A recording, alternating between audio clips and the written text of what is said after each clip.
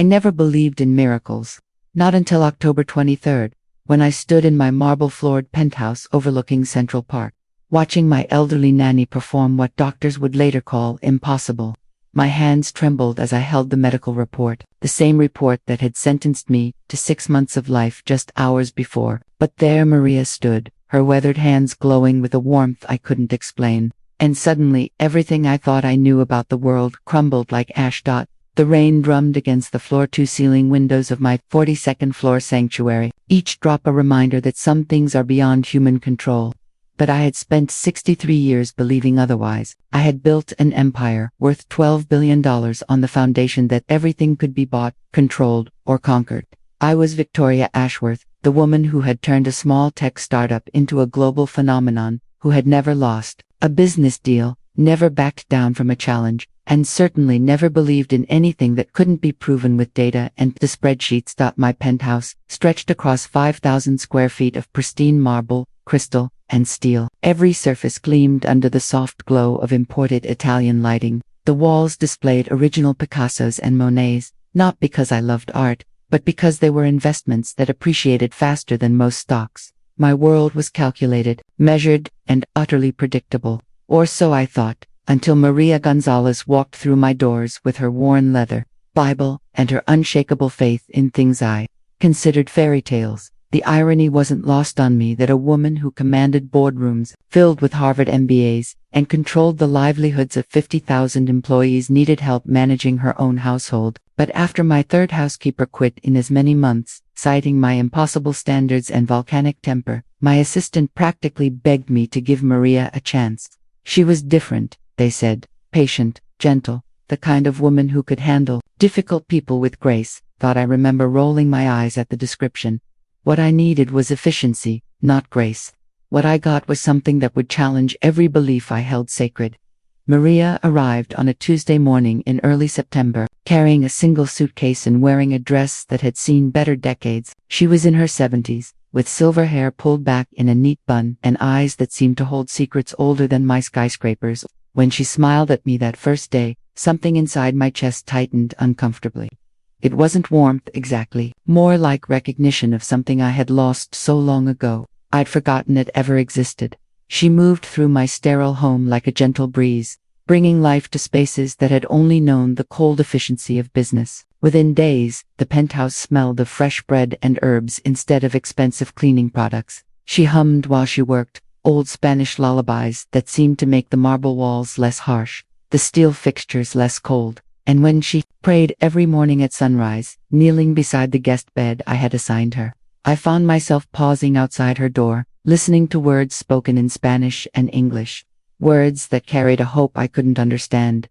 I dismissed it all, of course, religious mumbling from a woman who probably hadn't had the advantages of education and worldly experience. But Maria had a way of looking at me that made me uncomfortable, as if she could see through the armor I had spent decades constructing.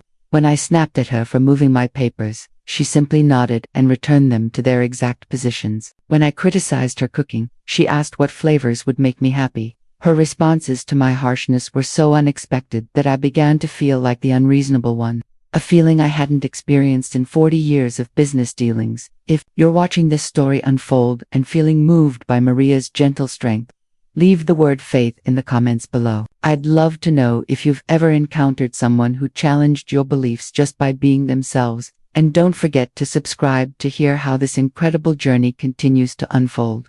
The first crack in my perfectly ordered world appeared on a Thursday evening in late September. I had returned from a particularly brutal day of merger negotiations, my head pounding with the familiar stress that had become my constant companion. Maria greeted me at the door with her usual warm smile, but something was different. The orchid on my dining table, the one that had been withering despite the best care money could buy, was suddenly blooming with vibrant purple flowers. I stood frozen, staring at the impossible sight. That orchid had been dying for weeks. I had consulted 3 different botanists, tried every expensive fertilizer and growing technique available. The consensus was that it was beyond saving, a victim of some untreatable root disease. Yet here it stood, more beautiful than it had been when I first purchased it from the most exclusive nursery in Manhattan. When I demanded an explanation, Maria simply shrugged and said she had prayed for it, prayed for a plant. The absurdity of it made my temples throb harder. I spent the next hour on the phone with the head botanist at the New York Botanical Garden, trying to find a scientific explanation for what had happened. Sudden recovery from advanced root rot was not impossible, he assured me, just extraordinarily rare. A coincidence, nothing more. But coincidences began multiplying like compound interest.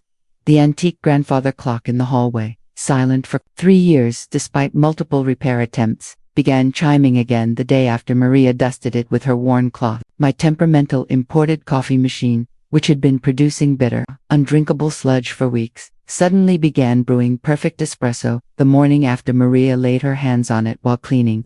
Each incident had a possible rational explanation. Old clocks sometimes started working again. Coffee machines could have mysterious mechanical hiccups that resolved themselves. I convinced myself that I was seeing patterns where none existed. A common human failing that I had always prided myself on avoiding. But Maria's presence was changing, more than just broken objects. She was changing me, and that terrified me more than any boardroom battle I had ever faced. Her gentleness was like water wearing away stone, slowly eroding the hard edges I had cultivated to survive in a world that ate the weak for breakfast. When I screamed at her for accidentally breaking a crystal paperweight worth more than most people's cars, she didn't flinch or apologize repeatedly like every other employee had done. Instead, she looked at me with such profound sadness that I felt ashamed of myself for the first time in decades. She didn't say a word, just swept up the pieces with careful hands and threw them away. Later that evening, I found myself standing in my study, staring at the spot where the paperweight had been, wondering when I had become the type of person who valued objects more than human dignity. The dreams started that same week, vivid, unsettling dreams where I was a child again, sitting in my grandmother's kitchen while she rolled out pie dough and told me stories about angels walking among us. In the dreams, my grandmother's hands were exactly like Maria's, weathered but gentle, capable of creating beauty from nothing. I would wake up with tears on my cheeks, mourning an innocence I had sacrificed on the altar of ambition long ago. October brought changes I couldn't ignore or rationalize away. The hostile takeover I had been orchestrating for months suddenly fell apart when key investors changed their minds overnight, citing ethical concerns that had never bothered them before. A regulatory investigation that should have destroyed my main competitor was quietly dropped, allowing them to remain in business and continue employing thousands of families. Projects that should have succeeded failed spectacularly, while ventures I had written off as lost causes began flourishing beyond all projections. My world, so carefully controlled and predicted, was becoming chaos. And at the center of it all was Maria, praying her morning prayers, humming her evening songs, and looking at me with those knowing eyes that seemed to see straight through to my soul. I began to suspect that she was more than just a housekeeper, more than just a devout old woman who had stumbled into my life by accident, but I couldn't bring myself to confront what that might mean, because it would require acknowledging possibilities that my rational mind refused to accept. The breaking point came on October 15th, a date that would forever divide my life into before and after. I had been feeling unwell for weeks, dismissing the fatigue and occasional chest pain as stress from the chaos surrounding my business dealings. But when I collapsed in the boardroom during a crucial presentation, my world shifted from controlled chaos to utter catastrophe. The ambulance ride to Mount Sinai was a blur of sirens and concerned faces. The emergency room was a symphony of beeping machines and urgent whispers. But it was the oncologist's office 3 days later where my carefully constructed reality finally shattered completely. Dr. Sarah Chen, one of the most respected cancer specialists in New York, sat across from me with the kind of expression that telegraphs devastating news before a single word is spoken. Stage 4 pancreatic cancer. The words hung in the air like smoke from a fire that was consuming everything I had built.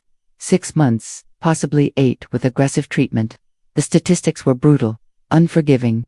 5-year survival rate of less than 5%. For the first time in my adult life, I was facing something that couldn't be bought, negotiated, or conquered through sheer force of will. I sat in that sterile office, surrounded by diplomas and medical journals, listening to Dr. Chen explain treatment options with the same clinical precision I had once used to dissect business deals. But unlike business deals, this wasn't about profit margins and market share. This was about time, the one resource I had always taken for granted, the one commodity that money couldn't purchase in bulk. The drive home was surreal. Manhattan looked the same, but I felt like an alien, observing a world I no longer belonged to. The people walking the sidewalks, rushing to meetings and appointments, seemed to glow with a vitality I hadn't noticed before. They were alive in a way that I was already starting not to be. The autumn leaves in Central Park appeared more vivid, as if my diagnosis had adjusted the contrast on reality itself. Maria was waiting when I arrived at the penthouse, as if she had somehow sensed that I needed her steady presence. She didn't ask questions, didn't offer empty platitudes about fighting or staying strong. Instead, she guided me to the living room, sat me down on the Italian leather sofa that had cost more than most people's annual salary, and simply held my hands while I cried for the first time in 30 years. Her hands were warm, incredibly warm, and as she held mine, I felt something I couldn't name flowing between us. It wasn't heat exactly, but a kind of energy that seemed to penetrate deeper than my skin, reaching places inside me that had been cold and numb for decades. When I finally stopped crying, she released my hands and said 5 words that would haunt me for the next week. God still performs miracles, Mia. I wanted to laugh at her, to dismiss her naive faith with the same contempt I had shown for every other irrational belief I had encountered in my climb to the top. But something in her voice, some absolute certainty that brooked no doubt, made the sarcastic response die in my throat. Instead, I found myself asking a question that felt foreign in my mouth. How do you know? The story that followed changed everything I thought I understood about the possible and the impossible. Maria told me about her daughter, Rosa, who had been born with a heart defect so severe that doctors gave her hours to live. As an infant, Rosa was so weak that she couldn't nurse, couldn't cry, could barely draw breath. The medical team at the hospital in her small town in Guatemala had done everything they could. But the equipment wasn't advanced enough for the kind of surgery Rosa needed, and the family had no money for treatment in the United States. Maria had held her dying daughter throughout that first night, praying with a desperation that only a mother facing the loss of her child could understand. She had begged God, bargained with him, offered her own life in exchange for her daughter's. And as the sun rose over the mountains surrounding their town, something impossible happened. Rosa's breathing deepened, her color improved, and when the doctor examined her later that morning, the heart defect was gone, completely gone, as if it had never existed. I listened to this story with the skepticism of someone who had spent decades dealing with elaborate lies told by people trying to separate me from my money. Medical records could be forged, doctors could be mistaken or bought. Children could have been misdiagnosed in primitive medical facilities, but Maria's certainty was unshakable, and when she showed me a photograph of Rosa from the hospital, followed by pictures of her as a healthy child, teenager, and adult, I felt my rational explanations crumbling. Rosa was now 43 years old, a successful nurse living in Miami with 3 children of her own, and a heart that functioned perfectly, despite having been born with a defect that should have killed her. Maria showed me recent medical records, letters from Rosa's cardiologist, expressing amazement at her perfect cardiovascular health despite her medical history. The evidence was overwhelming, but my mind still scrambled for logical explanations, anything that didn't require accepting that miracles were real. Hey there, I can see you're really engaged with this journey I'm sharing. It means everything to me that you're here, listening to this story that changed my life forever. The most incredible part is yet to come. So please make sure you're subscribed, because what happens next will challenge everything you think you know about what's possible in this world over the next few days. I threw myself into researching Maria's story with the same intensity I had once applied to hostile takeovers. I hired private investigators, contacted medical facilities in Guatemala, and even had one of my security specialists verify the authenticity of every document Maria had shown me. What I discovered shook me to my core. Every detail of her story was true. Rosa Gonzalez had been born, dying, and was now living a completely healthy life, despite a medical condition that modern science still considered uniformly fatal when left untreated. But Rosa's healing wasn't Maria's only miracle. As I dug deeper into her history, I discovered a pattern that defied statistical probability. The elderly man in her apartment building whose emphysema had mysteriously cleared after Maria spent an evening praying with him, the neighbor's daughter, whose type 1 diabetes had inexplicably gone into permanent remission following a week when Maria had helped care for her during a family crisis, the premature baby born to another friend who had survived against all medical predictions after Maria had held him during his first critical night. Each case had been documented by medical professionals who were baffled by the unexplained recoveries. Each patient had been written off as terminal or incurable before experiencing what their doctors reluctantly termed spontaneous remission or unexplained recovery. The statistical probability of Maria being present for so many medical miracles by pure coincidence was astronomical, yet there was no fraud, no deception, just an elderly woman with an unshakable faith and a gift that science couldn't explain. Confronted Maria with my research on a gray October afternoon, while rain painted abstract patterns on the penthouse windows, she listened to my accusations with the patience of someone who had explained the inexplicable many times before. When I finished my interrogation, she simply asked if I wanted her to pray for me. The question hung in the air between us like a challenge, daring me to admit that my billions of dollars and decades of success meant nothing against the cancer that was eating me alive from the inside. My first instinct was to refuse, to maintain the dignity and control that had defined my adult life. But desperation has a way of eroding pride, and as I looked into Maria's calm, knowing eyes, I found myself nodding. She asked me to sit in the chair by the window, the same chair where I had made countless business calls and negotiated deals worth hundreds of millions of dollars. But this negotiation was different. This time, I wasn't in control. Maria's approach to prayer was unlike anything I had expected. There was no theatrical gesturing, no dramatic proclamations, no performance designed to impress or convince. Instead, she simply placed her hands on my shoulders and began speaking in Spanish, her voice so soft I could barely hear the words, but I could feel something happening, something that made the hair on my arms stand up and sent waves of warmth spreading through my body. The sensation was indescribable, like being touched by sunlight from the inside. My chest, which had been tight with anxiety and pain for weeks, began to relax. The constant ache in my bones seemed to fade, replaced by a feeling of lightness I hadn't experienced since childhood. Maria's hands grew warmer as she prayed, so warm that I should have been uncomfortable, but instead I felt more at peace than I had in decades. When she finished, she stepped back with tears in her eyes, but they weren't tears of sadness. They were tears of joy, of certainty, of someone who had just witnessed something wonderful. She told me that God had heard her prayer, that healing was coming, but that it would require something from me that might be harder than facing cancer. Faith spent the next 3 days in a strange state of suspension. Caught between hope and skepticism, between the possible and the impossible, my rational mind catalogued all the reasons why Maria's prayer couldn't have accomplished anything measurable. Cancer didn't disappear because an elderly woman asked it to. Medical conditions didn't reverse themselves because someone believed hard enough. These were facts, as immutable as gravity or thermodynamics. But my body was telling a different story. The crushing fatigue that had plagued me for months was lifting. The bone pain that had made sleeping nearly impossible was fading. Most remarkably, the constant nausea that had made eating a chore was completely gone. I found myself hungry for the first time in weeks, actually craving Maria's homemade soups and fresh bread instead of forcing down meals out of necessity. The night before my follow-up appointment with Dr. Chen, I stood in front of the bathroom mirror, studying my reflection with the intensity of a scientist examining a specimen. The gray pallor that had made me look corpse-like was gone, replaced by a healthy color I hadn't seen in months. The dark circles under my eyes had faded. Even my hair seemed thicker, more lustrous.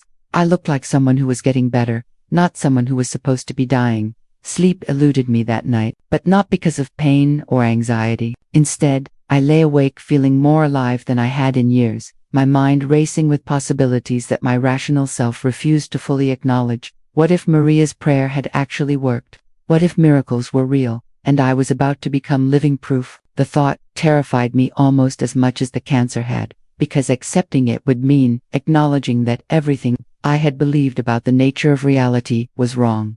The morning of October 23rd dawned clear and bright, the kind of autumn day that makes Manhattan look like a postcard.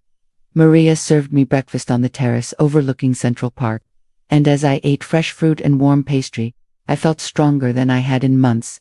She didn't ask about the appointment or offer reassurances about the results. Instead, she simply smiled and told me she would be praying while I was gone. Dr. Chen's office felt different that morning, less like a tomb and more like a place where healing happened. The same medical journals lined the shelves, the same diplomas hung on the walls, but somehow the atmosphere seemed charged with possibility. When Dr. Chen entered the room with my test results, her expression was completely unreadable, a professional mask that revealed nothing. She sat down across from me, opened the folder with my lab results, and stared at the papers for what felt like an eternity. When she finally looked up, her face showed an emotion I had never seen from her before: complete bewilderment. She told me that she had run the tests 3 times because she couldn't believe the results. The cancer markers in my blood had dropped to nearly undetectable levels. The tumors visible on my previous scans had shrunk dramatically, some disappearing entirely. The words washed over me like a tidal wave, each medical term carrying the weight of impossibility made manifest: spontaneous remission, unprecedented response, medical anomaly. Dr. Chen used every clinical phrase in her vocabulary to describe what had happened to me, but I could see in her eyes that she was as shaken as I was. In 25 years of oncology practice, she had never seen pancreatic cancer respond this way to any treatment, let alone reverse itself in someone who hadn't even begun chemotherapy. I left the hospital in a daze, clutching the test results that proved what Maria had promised. The cancer that should have killed me in 6 months was retreating, defeated by something that medical science couldn't explain or replicate. As my driver navigated through Manhattan traffic, I stared out the window at a world that looked completely different than it had that morning. The same buildings, the same streets, the same people. But somehow, everything was transformed by the miracle I was living.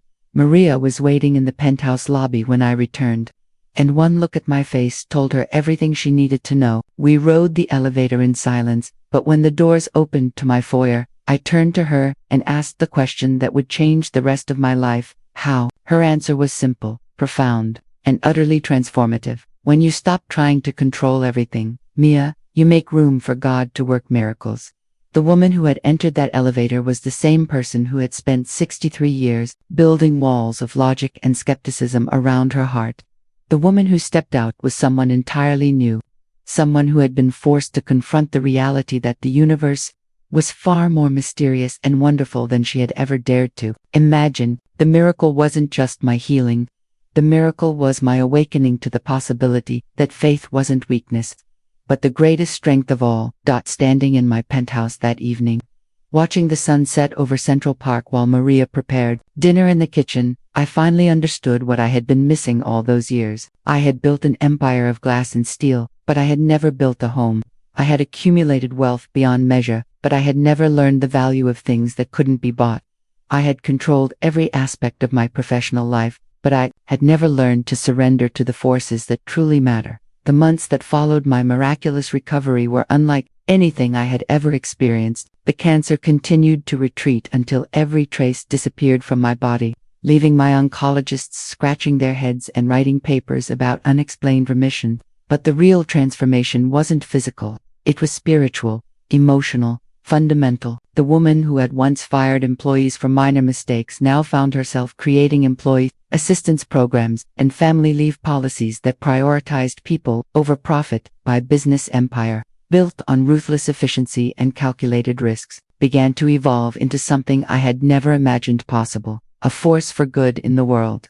Instead of acquiring companies to strip them for parts, I started investing in businesses that created jobs and supported communities. Instead of maximizing shareholder value at any cost, I implemented policies that shared profits with employees and funded charitable initiatives that Maria helped me select. The board members and investors who had once feared and respected my iron-fisted approach to business were baffled by these changes. Some threatened lawsuits, others demanded my resignation, but I had learned something more valuable than their approval: that true success isn't measured in dollars or market share, but in the lives you touch and the healing you bring to a broken world. Maria became more than my housekeeper. She became my teacher, my guide, my living reminder that miracles happen when we open our hearts to possibilities beyond our understanding. She showed me how to pray, not for wealth or power, but for wisdom and compassion. She taught me to see God's hand in everyday moments, in the laughter of children playing in the park below my windows, in the resilience of flowers blooming through concrete, in the kindness of strangers helping each other navigate the chaos of city life. Through Maria's gentle guidance, I began to understand that my arrogance hadn't been confidence at all, but fear, masquerading as strength. I had controlled everything because I was terrified of acknowledging how little control I actually had. I had dismissed miracles because believing in them would have required admitting that there were forces in the universe more powerful than my will, more intelligent than my strategies, more loving than my capacity for self-interest. The penthouse that had once felt like a sterile monument to my success became a warm home filled with laughter and purpose. Maria's friends from church began visiting regularly, bringing stories of struggle and hope that reminded me daily of the difference between existing and truly living. These women, most of whom had never earned in their entire lives what I spent on a single piece of jewelry, possessed a wealth that my billions couldn't purchase. The peace that comes from knowing you are loved unconditionally by a God who works miracles in the lives of those who believe. I learned to cook alongside Maria, my manicured hands growing familiar with the texture of bread dough and the rhythm of chopping vegetables. We would stand together in the kitchen that had once been merely functional, now filled with the aromas of home-cooked meals and the sound of her gentle teaching. She showed me that nourishing people was a form of prayer, that creating beauty from simple ingredients was its own kind of miracle. The holidays that year were unlike any I had ever experienced. Instead of the sterile corporate gatherings I had always hosted, Maria and I opened our home to her extended church family, to employees who had nowhere else to go, to anyone who needed a place to belong. The penthouse that had once echoed with emptiness now resonated with joy, filled with voices speaking multiple languages but sharing the universal language of gratitude and love. Christmas morning found me not opening expensive gifts I didn't need, but serving breakfast to homeless families at a shelter Maria had introduced me 2 months before. My hands, which had once signed contracts worth billions, now ladled soup and handed out warm clothing to people who taught me more about dignity and grace than any business school professor ever had. The faces around those tables glowed with something I had spent decades searching for in boardrooms and bank statements: contentment. As I watched Maria interact with the shelter residents, I witnessed miracle after miracle, not the dramatic healing kind, but the everyday miracles of hope restored and dignity affirmed. A teenage mother found the courage to leave an abusive relationship after Maria spent an hour listening to her story. An elderly veteran discovered that his application for benefits, lost in bureaucracy for months, had mysteriously been processed and approved. A young man struggling with addiction felt strong enough to enter treatment after Maria prayed with him. These weren't coincidences or statistical anomalies. They were evidence of something I was finally ready to accept, that Maria carried within her a direct connection to the divine, a channel through which God's love flowed into a world that desperately needed healing. And somehow, impossibly, I had become part of that channel, transformed from a woman who hoarded wealth into someone who distributed blessings. The first anniversary of my diagnosis arrived with a celebration unlike any I had ever thrown. Instead of champagne and caviar, we gathered in the penthouse for a prayer service led by Maria's pastor, a gentle man whose hands bore the calluses of construction work and whose heart carried the joy of someone who had witnessed countless miracles. The same living room that had once hosted merger negotiations now held a circle of people whose presence in my life was itself miraculous. Dr. Chen attended that gathering, still struggling to understand how her terminal patient had become a walking testament to the impossible. She told the group that my complete recovery had inspired her to approach medicine with new openness to mysteries she couldn't solve with science alone. Several of her colleagues had begun incorporating prayer and meditation into their treatment protocols, not as replacement for medical care, but as acknowledgement that healing involves more than just the physical body. As we sat in that circle, sharing stories of transformation and hope, I realized that my miracle had created ripples that extended far beyond my own healing. The employees whose jobs I had saved through ethical business practices, the families whose medical bills had been paid through my new charitable foundation, the young entrepreneurs whose dreams had been funded by my reformed investment strategy, all of them were part of the miracle that had begun with Maria's simple faith. But perhaps the greatest miracle was the relationship between Maria and me, the unlikely bond between a billionaire and a housekeeper that had become something deeper than friendship, more precious than family. She had seen past my arrogance to the frightened, lonely woman beneath, and she had loved that woman into wholeness. In return, I had learned to see past her humble circumstances to the spiritual giant who walked among us, performing miracles with the same casual grace with which she folded laundry or prepared meals. As I reflect on the 3 years that have passed since that October day when my world changed forever, I am struck by how completely my definition of wealth has been transformed. The billions in my bank accounts are still there, but they feel more like tools than treasures now, instruments for creating positive change rather than symbols of personal achievement. The real wealth in my life is measured in moments of connection, acts of kindness, lives touched by love. Maria continues to live with me, though our relationship has evolved into something that defies easy categorization. She is my spiritual mentor, my dearest friend, my partner in the ongoing miracle of transformation that touches everyone who enters our sphere of influence. Together, we have created a foundation that funds medical research into spontaneous remission, supports families facing terminal diagnoses, and provides resources for healthcare workers who want to integrate spiritual care into their practice. The scientific community remains divided about my case. Some researchers dismiss it as an unusual but explainable medical anomaly, while others have begun studying the role of faith and prayer in healing with new seriousness. I have donated my complete medical records to multiple research institutions, hoping that my experience might help doctors understand the mysterious intersection between hope and healing, between faith and medicine. But I don't need scientific validation to know what happened to me. I lived the miracle, felt the impossible transformation that occurred in my body and soul when I finally stopped fighting against forces greater than myself and learned to surrender to the mystery of divine love. The woman who once believed that control was everything now knows that letting go is the beginning of true power. My story isn't unique. Around the world, countless people have experienced miracles that defy medical explanation. Moments when the impossible becomes reality through the intervention of forces we barely understand. What makes my story worth telling isn't its uniqueness, but its accessibility. If a miracle could happen to someone as arrogant, skeptical, and closed-hearted as I was, it can happen to anyone willing to open themselves to possibilities beyond their understanding. The business empire I spent decades building continues to thrive, but its purpose has been transformed from generating wealth to generating hope. Every acquisition we make, every investment we fund, every policy we implement is filtered through a simple question that Maria taught me to ask: will this bring healing to the world? The answer to that question has become more valuable to me than any profit margin or market analysis. Today, as I write this story in the same penthouse where my transformation began, I can hear Maria in the kitchen, humming the same Spanish lullabies that once seemed so foreign to my ears. The sound fills me with gratitude for the day she walked into my sterile world and showed me that miracles aren't violations of natural law, but expressions of a love so profound that it can override any human limitation. I want to leave you with this thought: your life, no matter how ordinary it might seem, is a canvas waiting for a miracle. You don't need to be wealthy or powerful or particularly deserving. You just need to be willing to believe that the universe is more mysterious and wonderful than you ever dared imagine. You need to be open to the possibility that somewhere in your ordinary days, an extraordinary intervention is waiting to transform everything you thought you knew about what's possible.